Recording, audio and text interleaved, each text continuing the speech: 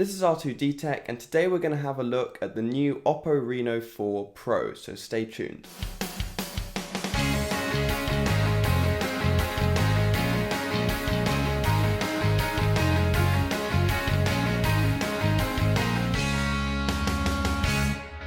First up, let's talk about design. So unfortunately you're not getting the classic glass sandwich which we've come to love on this phone, and that's because the back and the frame are both made of plastic.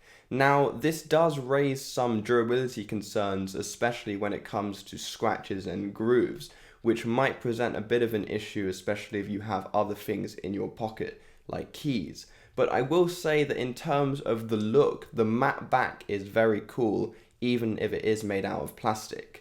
Now on the front you've got a very nice futuristic curved display, very similar to that of the OnePlus 8 Pro, and you also have a punch hole camera which makes it seem more futuristic but also reduces the size of the bezels. In terms of the display though, you're getting a 6.5 inch 90Hz 1080p Super AMOLED panel, which yes is a bit of a mouthful, but in more simple terms it means you're getting a very good display. The AMOLED means that the blacks will be very true black, and also the 90Hz means that scrolling through the software and maybe even some games will seem very smooth. Yes, it's not 120Hz, but I think especially at the price point, which we'll get onto later, 90Hz is plenty. And in terms of resolution, 1080p is plenty for a smartphone, especially since it seems your eye can't even see the difference between 1080p and 4K or 1440p, for example, on such a small screen. In terms of specs though, you get the Snapdragon 720G chipset, which yes is not the very best Snapdragon 865 chipset, but it's still pretty good, and from experience with other phones using this chipset, I'd say it's pretty fast and snappy still. Now unfortunately this chipset does not have the 5G modem, so you won't be able to use 5G on this phone at all. But again, I don't think the infrastructure is really there for 5G yet anyways, and I kind of think, in my opinion, that it would be a bit of a gimmick anyway and not really worth the money at the moment. Oh, is that so? Now, in terms of RAM, whichever model you choose, you'll get 8GB of RAM, which I think is plenty, and the two storage options are either 128GB or 256GB. And I think either of these would be perfect, especially since, as I've said in other videos, the cloud storage options have just become so good, like Google Photos and Google Drive, that you don't really need that much storage on the actual phone nowadays. In terms of battery life, you get a 4000 mAh battery, which isn't the largest we've seen, but at the price point it's still really good, and I think it will definitely get you through the full day. Even if it doesn't get you through the full day though, you get a 65-watt charger with this phone, and it does in fact charge at the full 65 watts, which is absolutely insane, and they claim you'll be able to fully charge the phone in about 30 minutes, which is definitely the fastest I've ever seen, and I think at the price point this is an amazing feature. So thank you very much. Now in terms of cameras, you do get a quad camera array on the back, which seems to be becoming more and more popular nowadays. The main camera is a 48 megapixel wide lens, which will give you plenty of detail. Then they also give you an 8 megapixel ultra wide, which is always useful to get more into the shot.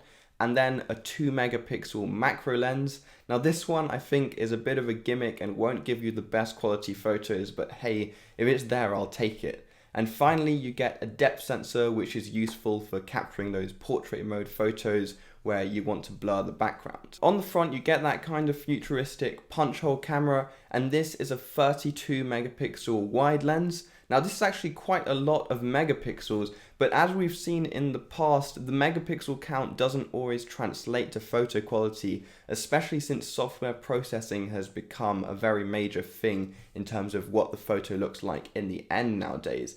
But I'll still say 32 megapixels is very high, and you should be able to get quite a lot of detail from this selfie camera. When it comes to video, the main camera on the back can go up to 4K 30 FPS, which is pretty decent. I would have liked personally to have the option for 60 FPS as well, but I understand at the price point that it's not always possible. Now the selfie camera is limited to 1080p at either 30 FPS or 120 FPS if you want to get some slow motion video. Now, I am a bit disappointed that this is 1080p, especially since lots of other more budget smartphones have been able to provide the 4K 30 on that selfie camera as well, but I guess it is what it is, and 1080p is still pretty decent. In terms of the stabilization though, all the cameras only have electronic image stabilization, or EIS, not OIS, so I'm a bit worried that the video might be a bit shaky, but again, software processing with the EIS has become much better now, so you might still be able to get some pretty steady video. Onto software, this phone is running Android 10 with ColorOS 7.2 on top as a skin. Now, when it comes to this skin, it's very divided in terms of whether you like it or not. I personally think it's pretty nice, but I have talked to lots of people who really don't like this skin on top of Android. So I can't really make up your mind on that, it's kind of up to you. What I will say though is that they have implemented some cool camera features on the software, which I'll get onto later. But also with the skin, there's some cool accessibility features, like if you swipe from the bottom right corner, it will bring all the apps on the screen into that bottom right corner so you can reach them really easily without having to shuffle your hands all around the phone. So there's some features like that which I do think are pretty cool, but in the end it's up to you whether you like that skin or not. When it comes to I/O though, this phone has a pretty complete package actually. So it actually has a headphone jack, which is very unusual to see in 2020. And I'm actually very pleased to see this, especially since lots of people still have really nice wired earphones, which they want to be able to use without a dongle. So well done to them on that. You obviously get USB-C, which I think should be the standard on every smartphone, including iPhones. Now, you do get a single firing speaker, not a stereo pair, which is a bit disappointing, but it will do the job, and especially at the price point, you know what, it's pretty decent. And finally, you actually do get expandable storage on this phone. You get that micro SD card slot, which I think is actually a really good feature to have, especially if you're not really into the cloud storage and things like that. You can always put your micro SD card in and get like another 500 gigs of storage. Now let's talk about some of the extra things that you get with this phone. You do get an optical under display fingerprint sensor, and I emphasize the word optical because it's not that secure. The more secure version would be the ultrasonic, which you get on the Samsung phones, but I'm not that concerned about security. All I'll say is that if you're storing some sensitive information on your phone, then you might want to just stick to a passcode instead of this, because it can get bypassed pretty easily with things like a photo of your fingerprint. Now, you also get some really cool software implementations on the camera of this phone, which I'm actually very excited about. So they use some form of AI or machine learning, I'm not really sure which, but they can do some pretty cool things with it. First of all, they've got this night flare feature where it's kind of like a night mode, but it will emphasize the subject very well, and then it will blur any lights in the background to give a very cool bokeh effect. And I think that's actually very nice to have. The more cool feature, in my opinion though, is something that they can do with color. So they can actually make the background black and white and the subject colored, which I think is pretty cool, but it doesn't stop there. You can also do that live on video, which I don't think I've seen on any other smartphones, and I think that's actually a killer feature.